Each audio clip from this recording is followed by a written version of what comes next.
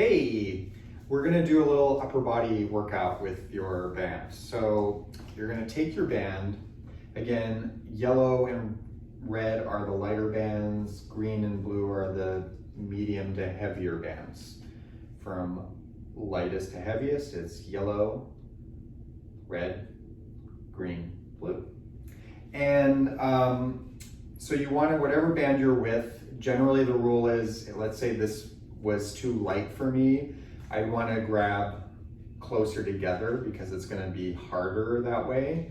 And if this was too heavy for me, then I want to start a little wider than normal because it's going to loosen it up and make it a little bit easier. Okay, so whatever color you have, you might be able to play with something that'll work. Generally, it's nice if we start about shoulder width apart and that there's a little tension at shoulder width. That's a good idea. But if that's too heavy for you, then it's okay to start. You would just be starting a little bit further out and your range of motion with resistance would be decreased. But you don't want to be starting so close together and tight that you can't get to where you might be able to get without any resistance, okay? So just find that place on your bands, palms up, shoulders down and open, even if you need to do a little shoulder roll there, up towards the back, down, and you're set. We're gonna start to open, inhaling with that resistance, and then exhale, tightening the abdominals as you close. Again, you're inhaling, open, exhale, close. The thing for all of these that we're doing, inhale, open, exhale, close. You definitely don't want any tension in your neck and shoulders. So if you're feeling that, you might be working too hard with too heavy a resistance. Either, again, cheat out a little bit and just work with that, because even that is going to be working what we want, which is the external rotation muscles, which is mainly the infraspinatus, which is one of your 4 rotator cuff muscles. Yeah. When people talk about the rotator cuff, they make it sound like it's one thing that gets damaged. It's actually 4 tendons, 4 different tendons, and it's usually 1 or 2 of those tendons that somebody is injured when they talk about they tore their rotator cuff.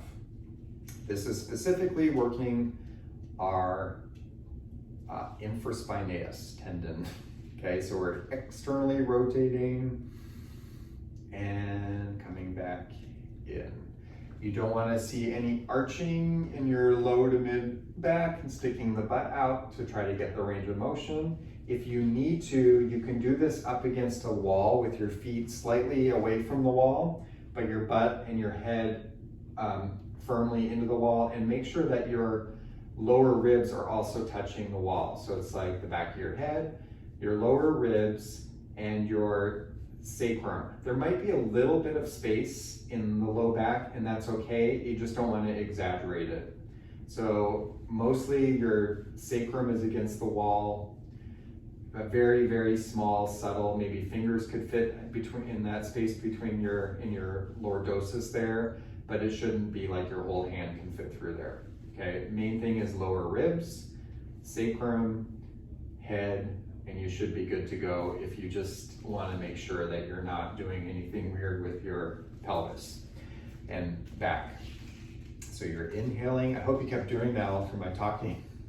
And now we're going to stretch the arms out, and we're going to do the same thing. Inhale, open, and exhale, close. Now, it's really easy with this one to work too high. A lot of people work right up in here.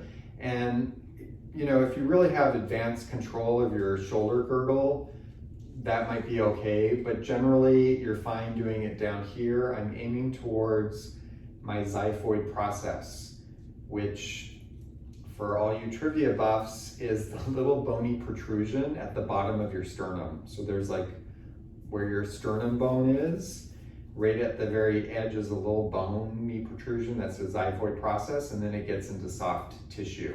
So it's right about that bony protrusion that we're aiming for and staying at that level. So like if I was in a pool and the water was up to my xiphoid process, I'm just opening and closing along the top of the water line. Okay, so you don't want to be like starting up here and going over there. We're just along the water line. Be careful that you're not, and this is something you can feel too if you're doing this up against a wall, that you're not overly, as you open out, that you're not overly squeezing the shoulder blades together to where it's like pinching. I mean, those muscles are working, but you shouldn't be going to an exaggerated pinch because that can overwork your rhomboids. So there is activation back there. And then as you close, you're still keeping those rhomboids active, but it's not like you're trying to hold onto a pencil with your shoulder blades. So I hope that makes sense and you can figure that out.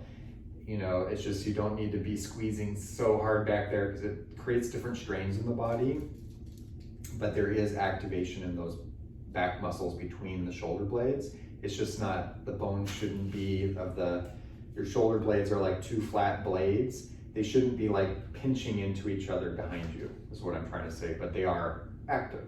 So they're not overly stretched out either. It's a happy medium. Inhaling on the way out, exhaling, closing back down. Take a moment now, just kind of loosen up. Your neck and shoulders may have tensed up a little bit, even though we don't want that. It can just happen, especially if you're working a little heavier. So yeah, just roll those out. Do a little side tilt, as long as you're starting from up nice and tall, a little side tilt ear towards your shoulder, just to where you can feel a little stretch along here, but it's not too dramatic, and definitely don't yank on your head. Just breathe into that, and then we'll bring it center, other side as best you can. If you're tight and have limited range of motion, your neck might start to do things to try to get more range of motion, like, you know, going forward or down. If it's even only here and you're feeling a pull and limitation, hold it there, breathe into it. Let the body process it, because those muscles, even with breathing, even a little pull, will start to relax a little bit. Okay, back to center. Now, another good stretch too is starting a little bit wider, maybe a lot wider than shoulder width apart. You're gonna raise up overhead. Anytime you raise your arms up overhead, don't lift the shoulders up and activate and close off in here. Anytime, it's a good idea, always think shoulders down to go up, down to go up. Anytime we're going up overhead, down to go up. That goes for reaching for something out of a cabinet. This is where we can get into problems. This is where we lift and put the shoulder up towards the cheek or the ears. So really, anytime you lift your arm up overhead, drop the shoulder down away from the ear. I know if something's out of reach, it makes it challenging, but consider a ladder. So we're gonna start with a little bit wider. We want this to be somewhat loose. You're gonna lift up over, and as you lift up over, open the arms out to the side a little bit and start taking it back behind your head. So I'm literally now going back behind my body. The danger here is it is easy to like start arching too much in the back. So you want to keep your lower ribs connected, and you're just getting to where it's like a little stretch to the shoulders. This should not feel uncomfortable, and if it does, do not do it.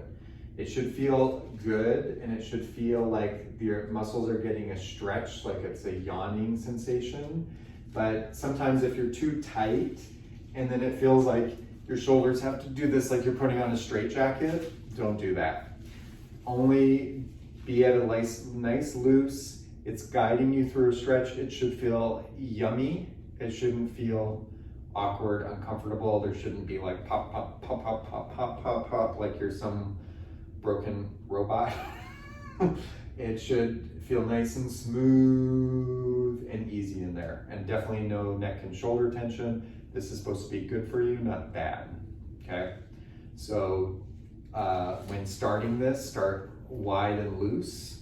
And if that feels easy and you're like, maybe I could do a little bit more, then you can maybe come a little closer together with the hands, try it. But again, be cautious, because we are going in behind the body, so that's where the shoulder can sometimes not be so happy.